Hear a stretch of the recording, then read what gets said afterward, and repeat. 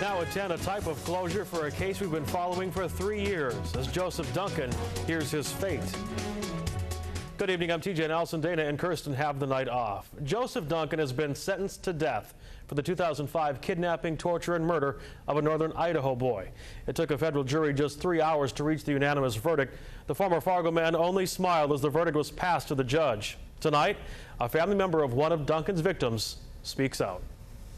It's been a long 3 years, and it's finally done and over, and I couldn't be happier. Darlene Torres says justice has been served. She sat in court and watched the case laid out against Joseph Duncan.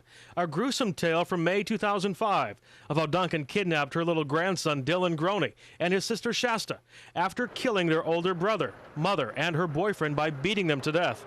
Nearly 2 months later, Shasta was rescued after a waitress spotted her and Duncan at a restaurant. And days after that, Dylan's body was found at a rural Montana campsite. The way my family had to die and stuff was very unbearable for this last 3 years. So to see justice served, I knew this is why I was here, so it made it easier. We don't celebrate the misfortune and judgment against an individual, but we do feel good about the law and the victory of justice. While the sentence brings closure to this trial, it will never end the heartache or close the huge hole left in so many lives.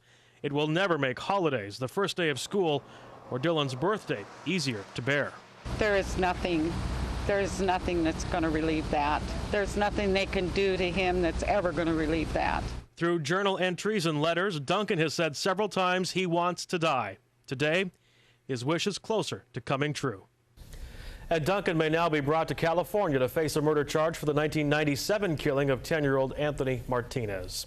A jury has been seated in the Jayton Heinen molestation case. The 21-year-old is charged with 5 felonies for inappropriately touching 4 girls in his care at the YMCA in Fargo last summer. A jury of 13 people has been seated along with 1 alternate. The jurors were read the charges against Heinen and told he has pleaded not guilty. Opening arguments are set to begin tomorrow morning. The trial is expected to last about a week. The trial for a man accused of kidnapping a woman and getting in a shootout with police in Moorhead is on hold. Attorneys for 24-year-old Vincent DeGidio Jr. say they are not ready to go to trial September 15th. Both sides told Judge Ralph Erickson today a plea agreement could be in the works. DeGidio is in a medical prison in South Carolina. That has been a factor in this case because he's so far away. No new trial date has been set.